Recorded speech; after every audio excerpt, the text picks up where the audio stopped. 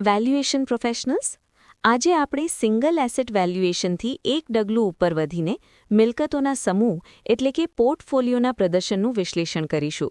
Module 68 real estate portfolio attribution analysis. એક senior valuer તરીકે તમારી ભૂમિકા હવે માત્ર કિંમત નક્કી કરવાની નથી, પણ તે કિંમત પાછળના જોખમ અને વળતરના સ્ત્રોતોને સમજવાની છે. આંતરરાષ્ટ્રીય રોકાણકારો માટે વળતરની ટકાવારી કરતાં રિસ્ક એડજસ્ટેડ રિટર્ન વધુ મહત્વનું હોય છે. Number 1. Conceptual foundation, allocation, selection અને interaction. Core concept portfolio attribution એક એવી ટેકનિક છે જે કુલ વળતરને 3 ભાગમાં વિભાજિત કરે છે. 1. એલોકેશન ઇફેક્ટ, તમે કયા સેક્ટરમાં રોકાણ કર્યું, દાખલા તરીકે ઓફિસ કે વેરહાઉસ. 2. સિલેક્શન ઇફેક્ટ, તે સેક્ટરમાં તમે કઈ ચોક્કસ મિલકત પસંદ કરી. 3. ઇન્ટરેક્શન ઇફેક્ટ, આ બંને પરિબળોની સંયુક્ત અસર. Modern portfolio theory. Real estate હવે શેરબજારની જેમ મુખ્ય નાણાકીય એસેટ બની છે, તેથી વળતરની સાથે તેની વોલેટિલિટી એટલે કે વળતરમાં આવતા ઉતાર-ચઢાવને માપવા અનિવાર્ય છે. નંબર 2. લીગલ, રેગ્યુલેટરી અને સ્ટેન્ડર્ડ લિંકેજ.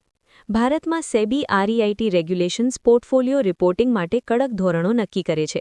આંતરરાષ્ટ્રીય સ્તરે IVS 500 અને GIPS એટલે કે ગ્લોબલ ઇન્વેસ્ટમેન્ટ પરફોર્મન્સ સ્ટેન્ડર્ડ્સ વળતરની ગણતરી અને પ્રસ્તુતિ માટેના વૈશ્વિક સિદ્ધાંતો પૂરા પાડે છે. જો એટ્રિબ્યુશન ડેટા ખોટો હોય તો રોકાણકારોને ગેરમાર્ગે દોરવા બદલ રેગ્યુલેટરી દંડ અને લિટિગેશન થઈ શકે છે. નંબર 3. માર્કેટ ઇન્ટેલિજન્સ અને બિહેવિયરલ બાયસ. અપ્રેઝલ સ્મૂધિંગ. રિયલ એસ્ટેટમાં મૂલ્યાંકન દરરોજ નથી થતું, તેથી ઇન્ડેક્સ ઘણીવાર સ્મૂધ લાગે છે. આનાથી જોખમ ઓછું દેખાય છે, જે એક મોટો ડેટા ટ્રેપ છે. રિસન્સી બાયસ. છેલ્લા 2 વર્ષમાં વેરહાઉસિંગે સારું વળતર આપ્યું એટલે તેમાં જ વધુ રોકાણ કરવું એ જોખમી હોઈ શકે છે. Researcher trap. શાર્પ રેશિયો ગણતી વખતે વર્તમાન રિસ્ક ફ્રી રેટને અપડેટ ન કરવો એ ગંભીર નાણાકીય ભૂલ છે. Number 4. Financial logic, sharp ratio. Sharp ratio દર્શાવે છે કે રોકાણકારે લીધેલા વધારાના જોખમ સામે તેને કેટલું વધારાનું વળતર મળ્યું છે. જ્યાં પોર્ટફોલિયો વળતર છે, RF રિસ્ક ફ્રી રેટ છે અને સિગ્મા સ્ટાન્ડર્ડ ડેવિએશન છે. સેન્સિટિવિટી. જો વ્યાજ દરોમાં 1%નો વધારો થાય તો પોર્ટફોલિયોની નેટ એસેટ વેલ્યુ પર શું અસર થશે તેનું સ્ટ્રેસ ટેસ્ટિંગ અનિવાર્ય છે.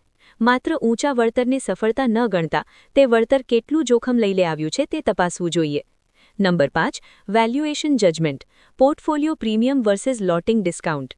ટેકનિકલી તમે બધી મિલકતોના ફેર વેલ્યુનો સરવાળો કરી શકો છો, પણ પ્રોફેશનલી એડવાઇઝેબલ છે કે તમે પોર્ટફોલિયો પ્રીમિયમ તપાસો.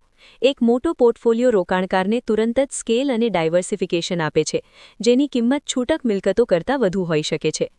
એથિક્સ. નબળી મિલકતોને સારી મિલકતોના સમૂહમાં છુપાવવી એટલે કે વિન્ડો ડ્રેસિંગથી બચવું જોઈએ. દરેક એસેટ ક્લાસના પ્રદર્શનને ગ્રેન્યુલર લેવલ પર રિપોર્ટ કરવું એ તમારી નૈતિક ફરજ છે. Number 6. Practical office scenario. Indian context. એક ફેમિલી ઓફિસના મિક્સ્ડ પોર્ટફોલિયોમાં વેલ્યુઅરે બ્રિન્સન ફેચલર મોડેલ વાપરીને સાબિત કર્યું કે 60% વળતર સેક્ટર એલોકેશન એટલે કે બેંગલુરુ આઈટીને કારણે છે અને 40% એસેટ સિલેક્શનને કારણે છે. Global context. લિસ્ટેડ રીટ્સ માટે ઇન્ફોર્મેશન રેશિયોનો ઉપયોગ થાય છે, જે દર્શાવે છે કે ફંડ મેનેજરે ઇન્ડેક્સ કરતાં વધુ વળતર મેળવવા માટે કેટલું એક્ટિવ રિસ્ક લીધું છે. નંબર 7. રેડ ફ્લેગ્સ અને litigation risk. Survival bias.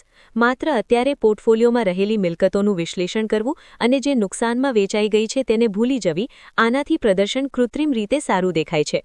Concentration risk. જો કોઈ એક એસેટ ક્લાસનું વેટેજ 50%થી વધી જાય તો ક્લાયન્ટને તુરંત જ જાણ કરવી જોઈએ.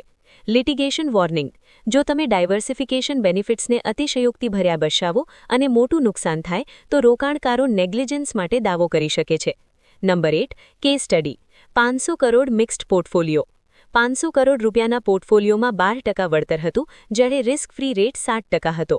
વેલ્યુઅરે શાર્પ રેશિયો ગણીને સાબિત કર્યું કે વેરહાઉસિંગમાં સાચો પ્લોટ પસંદ કરવાથી સિલેક્શન એલ્ફાથી 2% વધારાનું વળતર મળ્યું છે.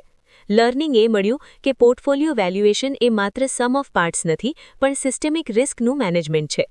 અંતે, રિયલ એસ્ટેટ પોર્ટફોલિયોનું સાચું મૂલ્ય તેની સ્થિરતા અને જોખમ સામેના રક્ષણમાં છે. તમારી એક્સપર્ટીઝ ત્યારે જ સાબિત થશે જ્યારે તમે આંકડાઓની પાછળ રહેલા આલ્ફા અને બીટાને સચોટ રીતે સમજાવી શકશો.